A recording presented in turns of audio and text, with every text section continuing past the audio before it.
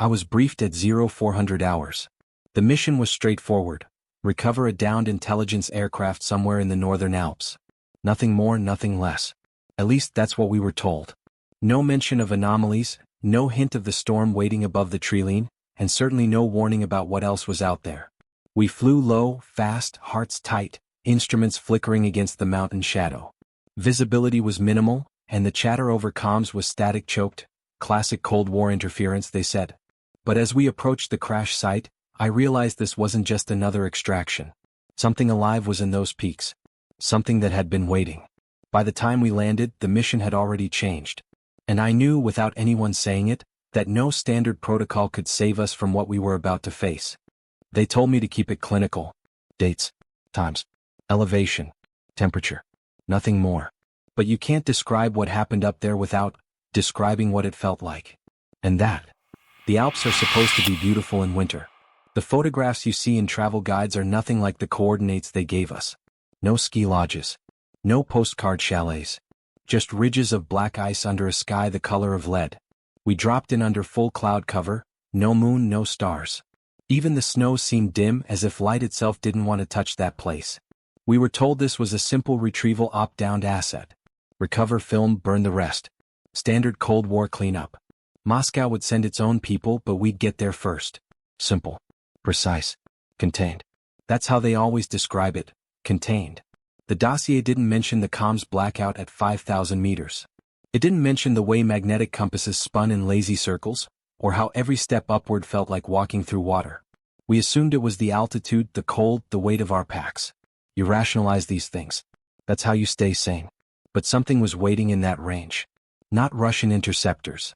Not avalanche. Something older. I can still hear the way the wind stopped. Not slowed, not shifted, just stopped, like someone pressing a finger to a vinyl record.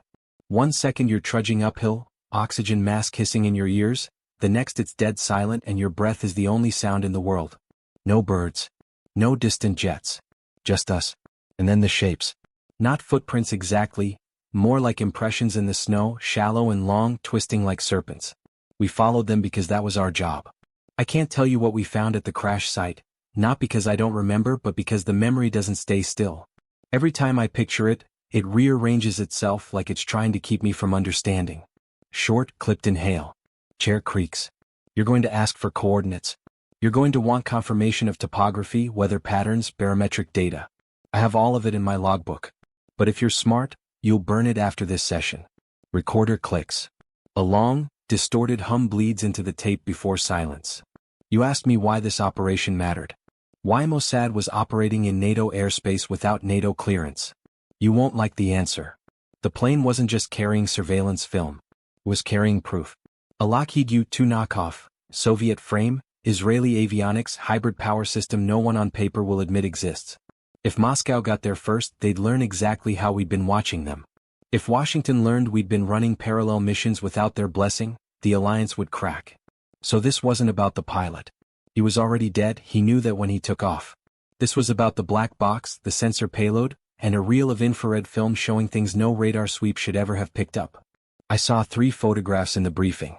Not the targets, not missile silos, shadows on the snow in high-altitude recon shots. Elongated shapes, 12 meters long, heat signatures faint as dying coals. Moving against the wind. Command said they were artifacts. Optical distortion. A bad sensor. But that's the thing, our gear doesn't glitch. Not at those temperatures. Not at that altitude. If the Soviets recovered the wreck, they'd learn how we'd mapped their hidden bunkers. If anyone looked too closely at that film, they'd learn something much worse, that the Alps weren't empty. That's why they picked us. No uniforms. No flags. No traceable radio calls. If we succeeded, the story would be lost pilot, buried by storm. If we failed, no story at all. A pause. Paper shuffling. A faint, metallic hum on the tape. We weren't just cleaning up a mess. We were keeping 2 superpowers from asking the wrong questions. We thought we were preventing war. But that wasn't the real danger waiting up there. You don't forget the men you climb into the dark with. You just wish you could. Commander Yitzhak Regev, callsign Lion One. Former Sayeret Matkal, cool as glacier ice. The kind of man who never needed to raise his voice. Authority radiated off him like static. He trusted maps, Numbers, barometric pressure charts, not rumors. His philosophy, if you can't measure it, it's not real. I watched that belief get dismantled meter by meter. Dr. Miriam Halavai, call sign Angel. Field medic with a PhD in cellular biology. Quiet, deliberate, brilliant under pressure. She once told me she could set a compound fracture in a snowstorm with her eyes closed. Her backpack was heavier than mine, stuffed with diagnostic kits and portable oxygen scrubbers. She smelled faintly of antiseptic and cigarette smoke, comforting in a strange way. Shlomo Barak, call sign Fuse. Demolition specialist. The kind of man who could wire a bridge to blow in under 3 minutes and still crack a joke while doing it. Reckless, yes, but precise. Carried more C4 than we needed, just in case. He used to hum old folk songs under his breath when nervous. By the end, that humming never stopped, even when he wasn't breathing. Noam Weiss, call sign Whisper. Communications and signal analysis. Lanky, sharp-eyed, never without his headphones, even off-duty. Could pull an encrypted burst out of static like a magician. He claimed he could tell the difference between Soviet and NATO transmitters by the feel of their carrier waves. At first I thought it was arrogance. Later, I wasn't so sure. Veteran operative Ezra Tal, call sign Stone. The oldest of us, ex-paratrooper, calm as bedrock. He'd fought in 3 wars and never once raised his voice. If Regev was our mind, Stone was our spine. He kept us grounded. He had a way of staring at the horizon like he'd already seen what was coming. Maybe he had. And me, Eliyahu 3. No call sign anyone bothered to remember. I was the watcher, the one who wrote things down, who mapped enemy patterns before they even knew we were there. I was trained to record, not to feel. But this time the record itself started to warp. Pause. Audio distortion noted.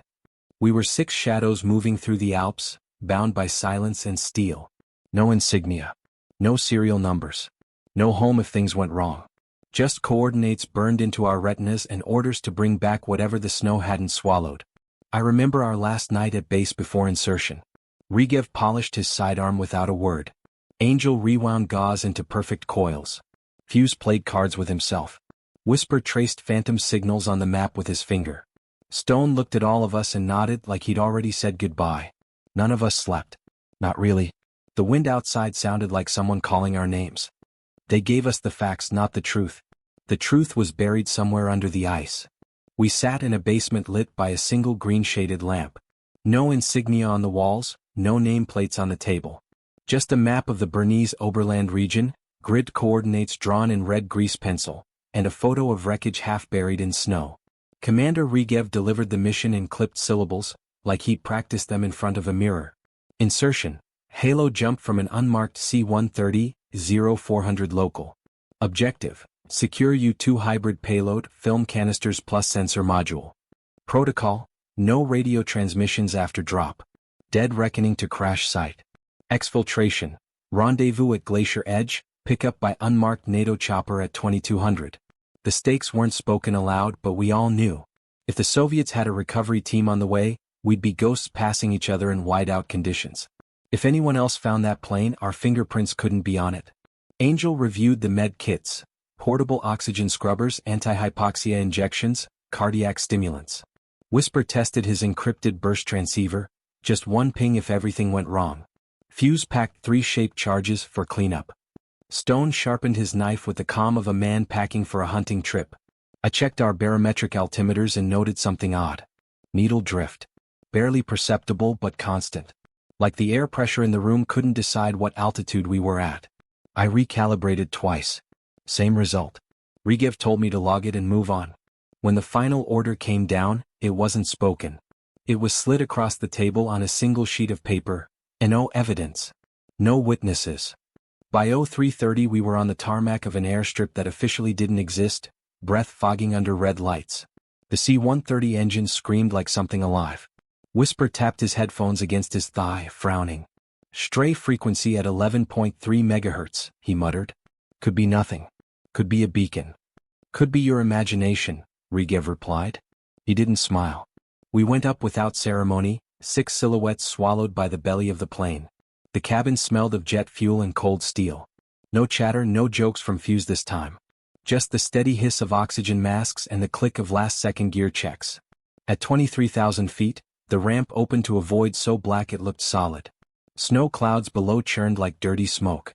The jump light went green. Regev's hand signal was sharp and absolute. One by one we fell into silence. For a few seconds the wind roared in my ears, familiar and grounding. Then, nothing. No wind. No rushing air.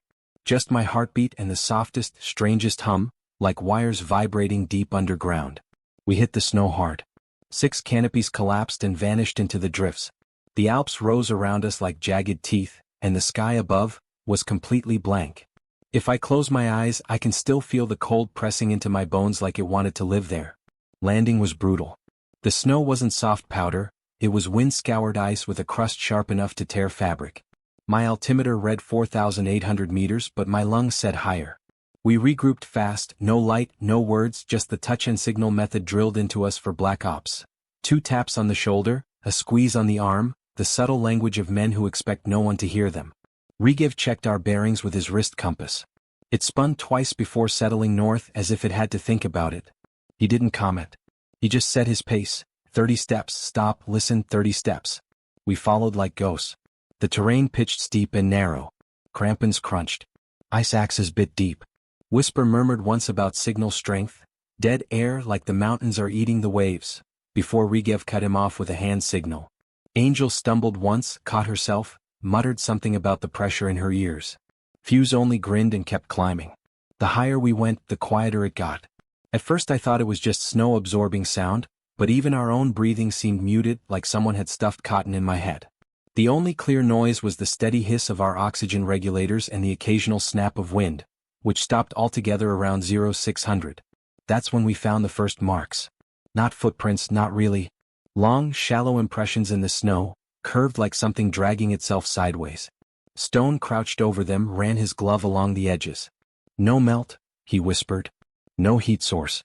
Whatever made this, it was colder than the snow. Regev ordered no photographs. No samples. We moved on. By 0700, light should have been breaking.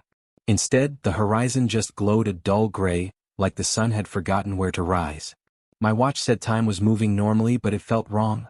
Each minute too long, each hour too short. We stopped once to drink. Water tasted metallic. Angel said it was just the canteen's leaching aluminum. Whisper tapped his earbud, frowned again. Something's out there, he said. Low-band hum around 8 hertz. You don't hear it, you feel it. I felt it. A pressure in the chest, like standing too close to a subwoofer, except there was no sound. At 0815, visibility dropped to 20 meters as fog rolled in fast, sliding between the peaks like it was alive. Regev ordered formation tight, single file, close enough to see the outline of the man ahead but not close enough to tangle lines. The fog smelled faintly of ozone. The crash site was less than 2 clicks away when we saw the first glint of metal, a torn wing half buried under ice. But something about the angle was wrong.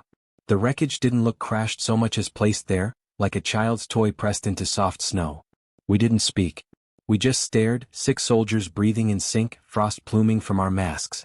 And for just a second I thought I saw shapes moving in the fog around the fuselage, tall, pale, and gone as soon as I blinked.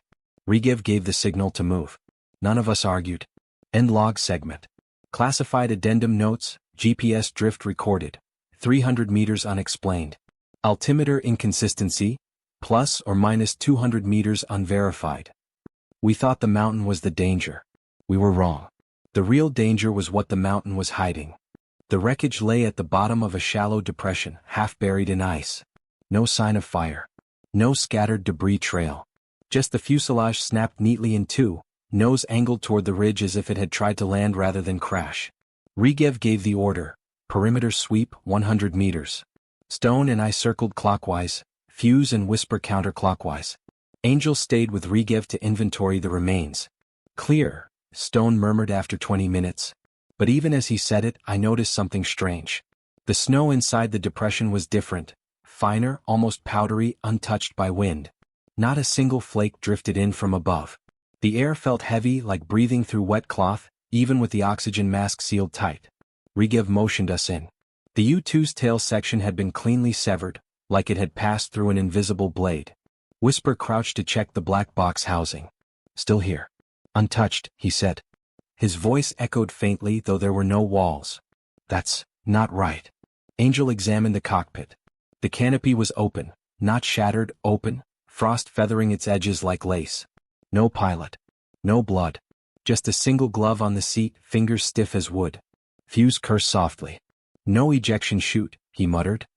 He walked out or something walked him out. We set up a temporary perimeter beacon. That's when the first anomaly hit. My wristwatch jumped forward 3 minutes. Whisper swore. His signal analyzer showed a phantom ping, pulsing steady at 8.2 hertz, right under the threshold of human hearing. Could be interference, Angel said. Her voice sounded thin, like she was speaking from the far end of a tunnel. Could be something else, Whisper replied. Rigev cut them off. Stay on task. We secure the payload, then burn the rest. We split again. Stone and Fuse prepped thermite charges on the wing assemblies. Angel logged every piece of avionics. I worked the nose section, photographing damage for after-action reporting. That's when I saw it. Not damage, not exactly. Symbols etched faintly into the ice beneath the wreck. Not paint. Not metal scoring. More like the snow itself had arranged into lines and curves, glowing faintly pale blue. I called Rigev over. He looked once, jaw tight, then said, "Not our problem. Log it, don't touch it." But the symbols weren't static. When I glanced back, they'd shifted slightly, curling into shapes I didn't recognize, almost letters, almost numbers. The fog thickened as we worked, swallowing the depression in cold silence. No wind. No sound except our breathing and the distant creak of ice. When Stone planted the last charge, he froze, staring at the ridge line. Something moved, he whispered. Rigev followed his gaze. Nothing there. Focus, he barked, but his voice lacked its usual steel. We regrouped at the fuselage. Payload secured. Charges primed. Exfiltration course plotted. Rigev gave the signal to set off the thermite. But the detonators wouldn't arm. Fuse tried twice. The circuits were fine, the timers green, but the switches felt dead, like they weren't connected to anything. That's when Whisper tilted his head, listening to something none of us could hear. It's closer, he said softly. The signal. It's calling names. I asked him whose names. All of ours, he said. We tried to treat it like any other operation. That was our first mistake. We worked by the book. Gear checks every 15 minutes. Bearings marked by dead reckoning since GPS was useless. Whisper logged atmospheric readings. Pressure holding steady at 512 millibars, oxygen saturation acceptable with masks. No frostbite yet. No hypoxia yet. Everything normal on paper. But the site didn't feel normal. Rigev assigned tasks with military precision. Stone and Fuse. Verify no enemy approach vectors, set fallback markers every 500 meters. Angel and I. Inspect wreckage interior for remaining sensitive components. Whisper. Maintain signal watch and jam any foreign transmission. Inside the fuselage, Angel moved like a surgeon. Every piece of avionics was catalogued, photographed, tagged for destruction. She noted oddities. No fire damage, no stress fractures, no sign the pilot even braced for impact. Like it was placed here gently, she muttered. I agreed but didn't say it aloud. The air inside was colder than outside. My breath crystallized instantly on my visor. Every time I exhaled, frost bloomed on the canopy glass, forming spiderweb patterns that almost looked like writing. Angel scraped them off with her gloved hand, but they returned seconds later, curling differently each time. Whisper broke calm silence once to report residual bands, faint bursts in the 6 to 8 hertz range. Feels like sonar, he said. But it's not bouncing. It's absorbing. Rigev told him to maintain blackout. No further chatter. At 1015, Stone radioed a perimeter sweep complete. No tracks, no aircraft overhead. But his tone was off. He sounded distracted, like he'd forgotten what he was supposed to say halfway through. Fuse returned carrying a strip of torn aluminum skin from the tail section. It had buckled inward, not outward, as if something pulled the aircraft apart rather than hitting it. He joked about Soviet tractor beams. Nobody laughed. By 10:45, payload was fully secured. Angel packed medical samples. Frost from inside the cockpit, where it shouldn't have formed at all. Rigev double-checked charges again. Still armed, still ready, but timers sluggish, like electronics coated in syrup. We planned to ignite thermite and move out. That's when Whisper looked up suddenly, eyes wide behind his goggles. Did you hear that? He whispered. None of us had. But he insisted, a faint voice, female, saying his name. Coming from inside his own headset, which was powered off. Rigev gave a single command, finish the job. We're leaving. This is the part where I stopped telling myself it was just the cold. Rigev gave the hand signal, fire the charges. Fuse crouched, thumbed the detonator. Nothing. He tapped it, reset, tried again. Still nothing. Circuits were live, battery good, but the trigger felt numb like pressing a button painted on paper. Faulty line, he muttered. But his voice lacked conviction. Rigev ordered him to check the manual timers. They ticked normally, then jumped backward 3 seconds, forward 6, then froze entirely. Bad wiring, Angel suggested, though her eyes betrayed doubt. Cold messes with equipment. Cold doesn't make clocks run backward. Whisper stiffened suddenly, head cocked like a hunting dog. It's louder, he whispered. The hum. Can't you feel it? I did. A low vibration under my boots, subtle but steady, like distant machinery deep in the ice. Then the fog moved. Not rolled, moved like it was being pulled around us in deliberate swirls. For a second I thought I saw long pale shapes in it, almost humanoid, gliding instead of walking. But every time I focused they dissolved back into mist. Stone, perimeter check, Rigev ordered. Stone didn't respond immediately. When he did, his voice was faint. I'm here. Just, thought I heard? He trailed off. What did you hear? Rigev snapped. Stone hesitated. Your voice. Calling me. From up the ridge. We all looked uphill. Nothing there. Just gray fog and the jagged teeth of ice. Rigev cursed under his breath and made a decision. Payload secure. Forget the thermite. We're moving out now. As we packed up, I noticed the etched symbols beneath the wreck again. They'd spread, curling outward in thin spirals, glowing faintly even in daylight, if you could call that flat gray sky daylight. I blinked, and the patterns rearranged themselves, almost forming words in Hebrew. Then they dissolved into something I couldn't read at all. Eyes forward, Rigev barked. But I could see in his face he'd seen it too. We left the crash site in single file, moving fast, no one talking. The fog followed us, clinging close, swallowing the sound of our boots. The hum in the ice grew stronger with every step. The fog thickened so fast it was like walking into a wall. Whisper tried to radio Rigev. Nothing but static, just a hollow crackle like breathing inside the headset. Line up, don't lose sight of the man ahead. Rigev barked, voice muffled by his balaclava. We clipped into the rope for safety. I was third in line. Stone was behind me. After 30 meters I felt the rope go slack, then yank tight. I looked back. Stone was gone. Stop. I shouted. Rigev spun, counted heads. Only 5. Stone had vanished without a sound. No scream, no footstep, no trace but the rope swaying. Whisper unclipped without waiting for orders and doubled back. Angel cursed and followed. Fuse hesitated, then went too. I stayed with Rigev. You don't abandon command even when command looks terrified.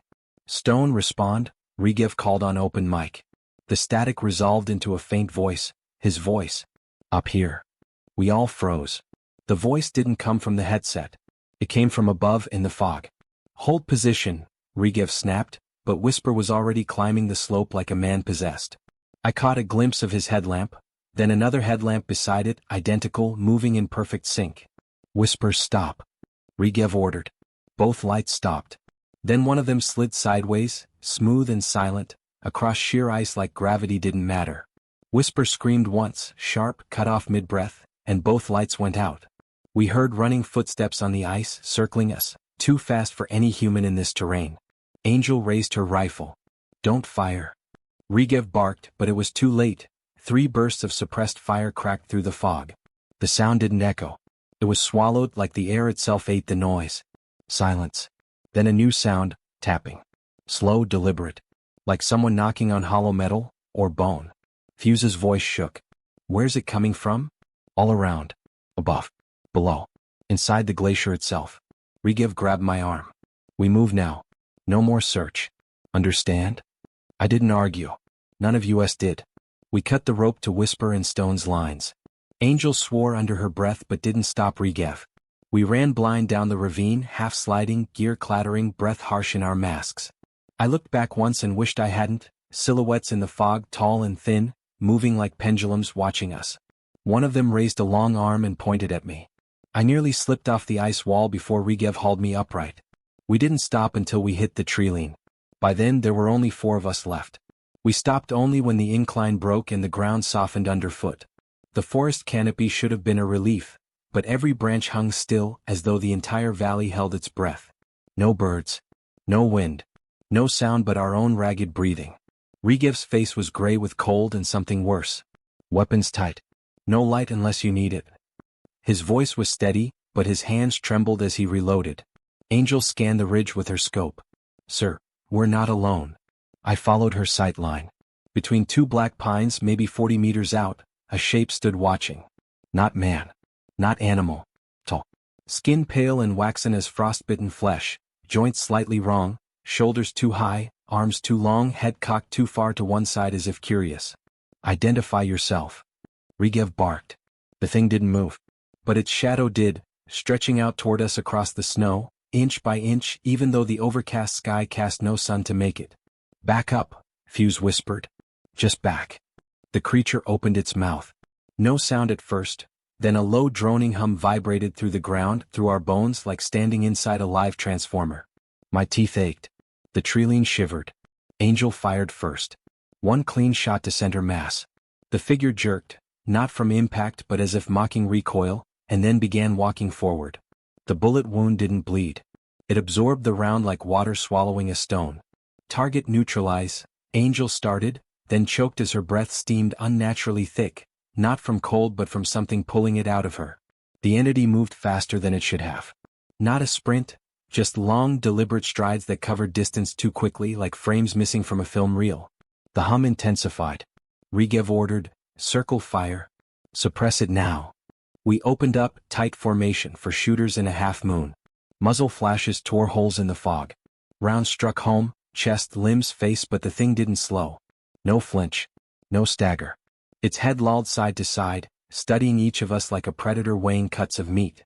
Then it spoke. Not in words. In Stone's voice. Up here. Fuse broke formation, screaming Stone's name, and the creature moved faster than human eyes could track. One moment Fuse was there, the next he was hoisted upside down 3 meters in the air, limbs locked as if invisible hands held him. His rifle hit the snow, safety still on. The entity tilted its head back, mouth opening wider, past anything anatomical, jaw unhinging like cracking ice. A black mist poured from Fuse's nostrils and lips, drawn upward into that gaping maw. His body convulsed once, then went limp. Fuse down. Move. Rigev shouted, hurling a flashbang without warning. The detonation shredded the silence, white light and thunder. For the first time the thing reacted, not pain but annoyance. Its form blurred, edges trembling like heat ripples. It dropped Fuse and shrank back into the fog, humming louder, deep enough to make my stomach turn. We hauled Fuse's body, no pulse, no breath, skin already stiffening, and retreated downslope at full speed. Behind us the humming faded into something worse, whispering. Dozens of voices. Familiar voices. Stone. Whisper. My own voice repeating words I hadn't said yet. Angel fired one last burst over her shoulder. It's tracking us. No, Rigev snarled, it's hurting us. He was right. Every path we took turned us back toward the ravine, no matter how our compasses spun. The forest itself seemed to close in, trees rearranging like soldiers blocking our escape. When we finally stumbled into a clearing, exhausted and half out of ammo, the fog opened like a curtain, and it was there again waiting. Only this time, it wasn't alone. We barely had time to breathe after Fuse went down. His body lay zipped in a thermal bag, stiff but wrong. His skin wasn't cold, it was dry as if every drop of moisture had been leached out. Angel kept whispering under her breath, he's still warm, but none of us could check. The fog never lifted. Compasses spun like broken gyros, GPS units flatlined. Rigev's voice was clipped, mechanical, survival mode. We push east by dead reckoning. Keep your eyes on me, keep your ears closed. But that was impossible. The whispers followed. Not just in the trees but inside us. My earpiece hissed with static, then cleared. Armin. You left me to die. It was Stone's voice, steady, conversational, like he was walking beside me. I pulled the earpiece out. The voice kept going. Angel stumbled. Sir, I think I saw Fuse up ahead. Rigev spun. Fuse is dead. Eyes front. No sir, I saw him. He waved me forward. Her pupils were blown wide, face slick with sweat despite the cold. 20 minutes later she collapsed mid-step, weapon slipping from her hands. When I knelt beside her, she seized my wrist in an iron grip, staring past me into the fog. Don't let it take me. Don't let me go hollow, she rasped. Her veins stood out black against her neck. Not blue, black like ink. Under her skin something moved, not a pulse, more like ripples in water. I tried to lift her, but her body was lighter than it should have been, brittle. Then Angel screamed. Not in pain, in recognition.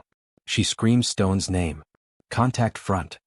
Regev snapped, but when we raised rifles there was nothing there. No target. Just fog. When Angel stood, she wasn't herself. Her stance was wrong, too rigid, too still. She looked at us like she was measuring distances in a room, not recognizing friends. Angel, stand down, I said. She tilted her head the exact way the entity had. It's beautiful here, she whispered, voice layered, two tones at once. You just have to stop fighting. Regev didn't hesitate. He leveled his rifle. Drop your weapon, Angel. She smiled. The black lines under her skin pulsed once, and her weapon rose, fast, unnatural. I swore I saw her arms stretch, tendons snapping like cables under tension. We opened fire. Not at her, at the fog behind her.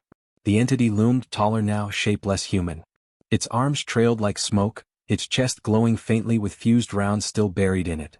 Every bullet we fired bent off course, whining through trees as though the air itself redirected them. Angel turned and walked into it. Not dragged, walked. Like she belonged there. Regev roared, charged forward, and grabbed her vest. The second his hand touched her, the black lines jumped from her skin to his wrist like lightning.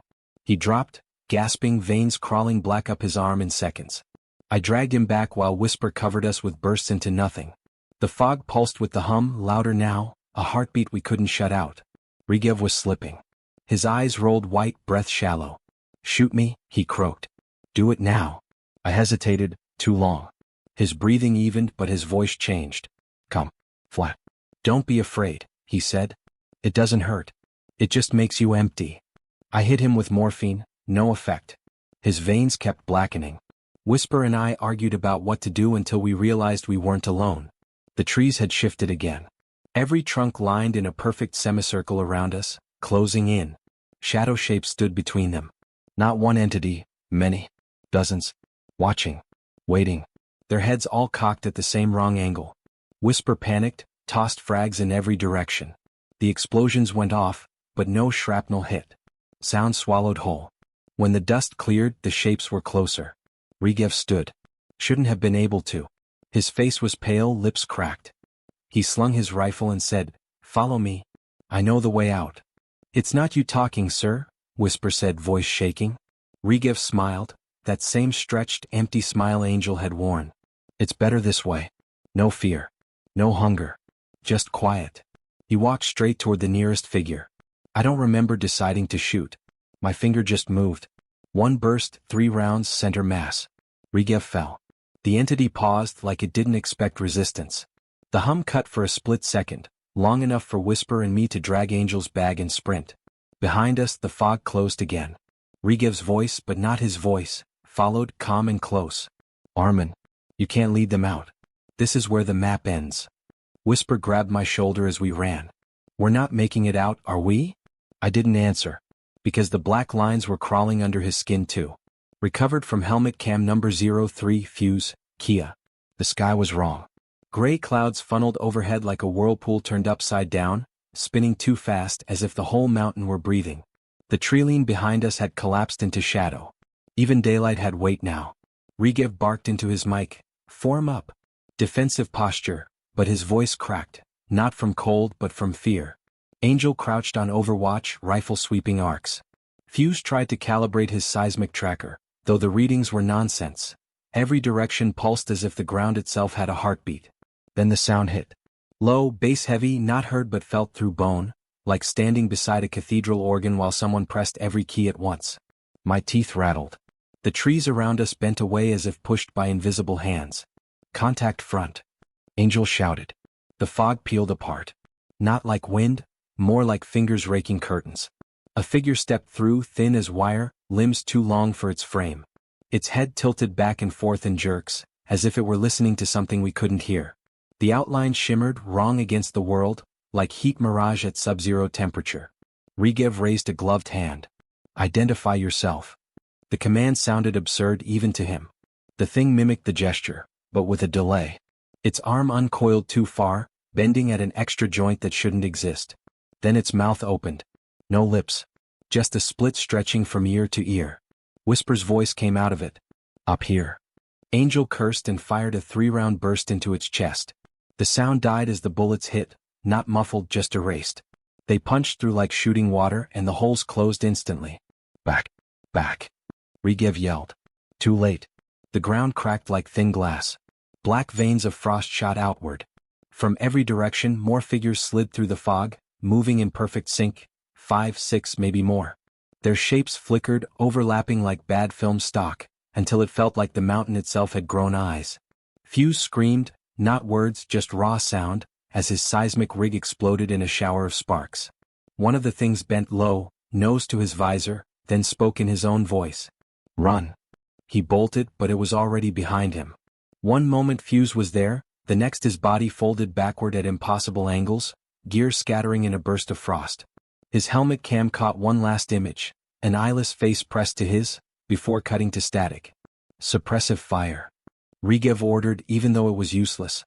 Angel raked the treeline with rounds. Sparks flew as her own bullets ricocheted from midair. Something invisible was pushing them back. The lead figure stepped closer. Every footfall crunched like dry snow but left no prints. My breath fogged inside my mask. The air stank of copper and ozone. It raised its head. For the first time it spoke in itself. Not stolen voices, not mimicry. A deep, resonant tone that vibrated inside the skull. Leave. Rigev froze, then shook it off. Weapons free. He emptied his rifle at center mass. Nothing. Angel switched to grenades. The explosions collapsed snowdrifts and tore trees apart, but the entities just walked through. Then everything went silent. Not quiet, silent. Even the wind stopped. The figures turned their heads toward me. In unison. Like they'd chosen. The lead one reached out, fingers splitting into fine threads that brushed the edge of my mask.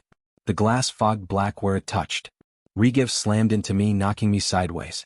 His arm where the threads grazed him went dead gray instantly, skin hardening like stone. He didn't scream, just gritted his teeth and kept firing with his other hand. Fall back to the ridge. Angel yelled, dragging me by the harness. We ran.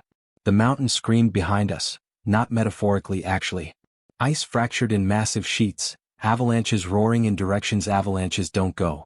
Above the sound came a single word, louder than thought itself. Stay out. When we hit the ridge there were only 3 of us left. Recovered fragments from bodycam number 05, Angel, MIA. The ridge should have been our salvation, high ground, line of sight. Instead, it just made us a better target. Rigev's arm was still gray and stiff where that thing touched him, like dead marble grafted to living flesh. He couldn't feel it, but he kept moving, eyes blazing. Angel had the SAT beacon primed. I was hauling what was left of Fuse's pack, out of reflex more than sense. Beacon up. 30 seconds for ping. Angel's voice was clipped, military calm over pure terror. Behind us, the fog wasn't following. It was spreading, rising up the slope in tendrils. Shapes moved inside, pacing us. Not rushing, just matching every step like they had all the time in the world. Heli pickup won't touch this ridge, I said between breaths. Too hot. They'll wave off. They won't if they know we're dying, Angel shot back, slamming the beacon into the snow. Its red light pulsed 3 times, then went steady. Signal acquired. That's when the mountain bucked. No quake warning, no rumble, just upward motion like the whole slab of granite had inhaled. I went face first, snow burning like acid where it touched my skin through the torn mask filter. Rigev fell on his bad arm and didn't even grunt, it was that numb. Contacts. Angel pivoted, firing downhill. The shapes were closer now, climbing the ridge on hands and feet like spiders. Their movements were wrong, smooth yet disjointed like stop-motion film sped up. I dumped a whole mag aiming center mass even though it didn't matter. One figure collapsed, but instead of falling, it poured into the snow like water, only to reform 10 meters closer. Move. Rigev grabbed my harness and dragged me up. North face. We slide. That's a 200-meter drop. I yelled. Better than them. We bolted for the north face, boots slipping on loose ice. The fog chased but never closed, like it was hurting us rather than hunting. Angel popped 2 flares, crimson streaks hissing across the white void. The ground under Rigev cracked. I barely caught his harness before the ledge sheared off completely. We were now standing on a floating plate of ice, tilting toward the abyss. From the fog came Whisper's voice again. Don't leave me. Regev froze. He knew that voice, same tone, same words Whisper said when we last saw him alive. It's not him. I shouted, but the thing answered anyway. Help me, Regev. Please. My legs are broken. Angel didn't hesitate. She shoved us both down the slope. Go. The ice sheet broke loose. Suddenly we were sliding at freeway speed, snow screaming under us. Bullets or claws, I couldn't tell which, hissed past, but none hit. Maybe they didn't need to. Maybe they just wanted us gone. The world blurred into white and rock until we slammed into a ravine hard enough to knock the air out of my chest. I rolled, ears ringing, snow packed into my mask. Regev landed 20 meters away, barely moving. Angel wasn't there. Angel. I croaked. Nothing but wind. Above, on the ridge we'd abandoned, I saw them, silhouettes against the gray sky, perfectly still. Watching. Not advancing. Like they'd reached their border and refused to cross. I crawled to Regev. His good hand still clutched his rifle in a death grip. The gray infection was spreading from shoulder to neck now, creeping like frost on glass. Beacon? I gasped. Where's the beacon? He tapped his vest weakly. Still active. Still pulsing. Somewhere above the fog someone would see it. But whether they'd actually come for us, or decide this was too compromised to risk a team, that was another question. The last thing I remember before blacking out was the thrum of rotor blades far away, distorted by the wind, and a voice, faint but clear, whispering from nowhere. Stay out. Recovered among sealed effects. Entry D22. I woke in a field tent at Puesto Condor airstrip, lungs raw from the cold and mask damage. Regev was 2 cots down, strapped to an 4 rig, eyes closed but moving under his lids like he was dreaming with the volume turned up. They told me Angel was unaccounted for. That's the word they use when they don't want to say dead. The medics wouldn't meet my eyes when I asked if anyone searched the ridge. But that wasn't the worst of it. Regev's skin had gone from marble gray to translucent. Veins like thin silver threads pulsed under the surface, moving against his heartbeat. Every so often his fingers twitched in unison, as if something inside was testing them. He kept murmuring in his sleep, not Hebrew, not Spanish. The syllables were sharp and wrong, almost insectoid. They ran me through full-spectrum scans. Vitals normal, no lesions, no infection. But I knew. Something was off. The world felt tilted, colors a little too bright, edges too sharp. I could hear conversations outside the tent like the voices were in my skull. One medic was humming under her breath. I could tell her song before she even started mouthing the words. Stress response, the psych officer said. Altitude trauma. Sure. Trauma makes you predict songs, right? That night I dreamed I was still on the ridge. Not running this time, waiting. The fog rolled up and parted and I saw Angel. She was smiling but her mouth didn't match the smile in her eyes. You're coming back, she said, and when I woke my boots were wet with snowmelt that wasn't there when I went to sleep.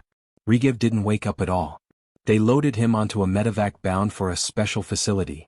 I never saw him again. Before Wheels Up, an ops colonel I'd never met before handed me a sealed envelope. Sign this. Standard debrief. For your own safety. Inside was a statement saying we'd found nothing. No hostile contact, no survivors, just a freak storm and bad luck. I signed it. Everyone signs. On the flight home, I caught my reflection in the window. My pupils didn't dilate right. The glass trembled, but the plane wasn't shaking. It's been 3 weeks now. I can still hear Angel's voice in empty rooms. I don't sleep much. And sometimes when I touch metal, it hums back. Subject, LT Armin, debrief following Andy's operation. Location, secure interview facility Langley Annex. Recorder, D/Director Graves. Graves, Lieutenant, for the record, summarize your unit's findings in the field. Armin, findings? We found pieces of the recon team. Found the tunnels. And something else. Graves, for clarity, were you engaged by hostile personnel? Armin, not personnel. Something alive, yes. But not. Graves, interrupting, you mean wildlife. A territorial species. High-altitude predation. Correct? Armin, no. It thought. It moved the fog. It spoke through Angel before she.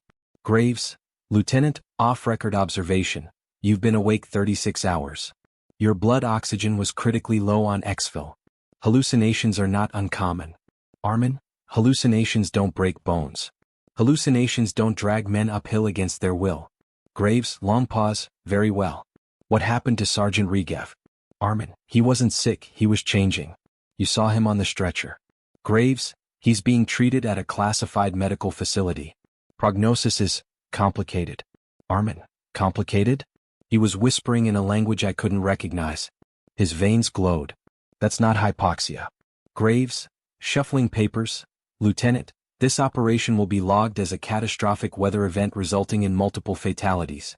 Official cause, exposure and terrain collapse. That's what you'll state in your signed report. Armin, that's a lie. Graves, leaning forward, that's national security. You took an oath. You don't get to decide what's real. Armin, quietly, it's real whether you write it down or not. Post-interview memorandum //D/ Director Graves. Subject Armin exhibits signs of acute stress disorder and probable neurochemical disruption due to hypoxic exposure. Claims of non-human intelligence deemed hallucination under extreme environmental duress. Recommend full medical observation, clearance suspension, and NDA enforcement. SGT Rigev transferred to Facility Orpheus under Biohazard Level 4. Quarantine protocols initiated. Prognosis classified. Operation File Hadar 7 sealed under Joint Task Directive. External inquiry response. Unit lost due to severe storm.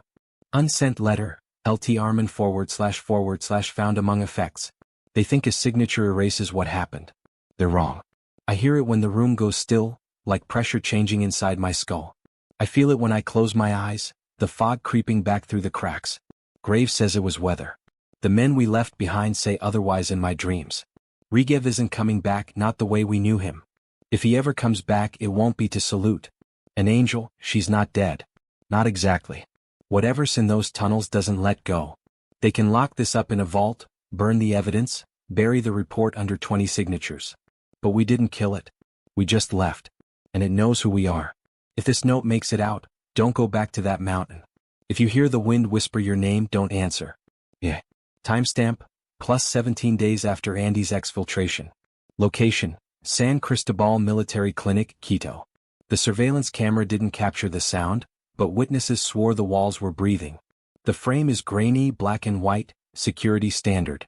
Lieutenant Armin sits on the edge of a hospital cot, staring at the floor. The oxygen cannula dangles useless at his side. Beside him, Sergeant Rigev sleeps, or appears to, his body cocooned in a mesh of 4 tubing and biometric sensors. His chest doesn't rise evenly. Sometimes it doesn't rise at all. At 3:12 hours, condensation blooms across the inside of the clinic window, though the room is dry and climate-controlled. The glass fogs in a spiral pattern, as though traced by unseen fingertips. Armin lifts his head. His lips move. Angel? The footage distorts. For 2 full seconds, every light in the room dims. Shapes gather in the corners, places no lamp reaches, shadow bending the wrong way. Rigev's eyes snap open. Not groggy. Alert. He sits up too fast for a man whose chart lists severe neuromuscular atrophy. Monitors scream warnings no staff will later admit hearing. The window frosts over from the inside. A phrase appears in perfect, mirrored letters, writing itself in the vapor. We are not finished. Armin lunges for the door, but freezes mid-step, body rigid as though strings pull his limbs taut. His pupils dilate until his eyes are nothing but black. He smiles, not his smile, something wearing it. Rigev turns his head unnaturally slow, vertebrae creaking, until he faces the camera. He mouths words without sound. Frame analysis suggests 3 syllables. Let us in. The lights surge back. Alarms bark. Staff arrive to find both men unconscious. The window is clear. No spiral. No message. The footage, officially, corrupted. But it still exists. Cropped from the exact second before the power normalized. Armin and Rigev both looking directly at the lens, their silhouettes sharp against a fog that isn't supposed to be there. Between them, faint and half-formed, another face presses against the glass from the outside. No one matches it to any living personnel.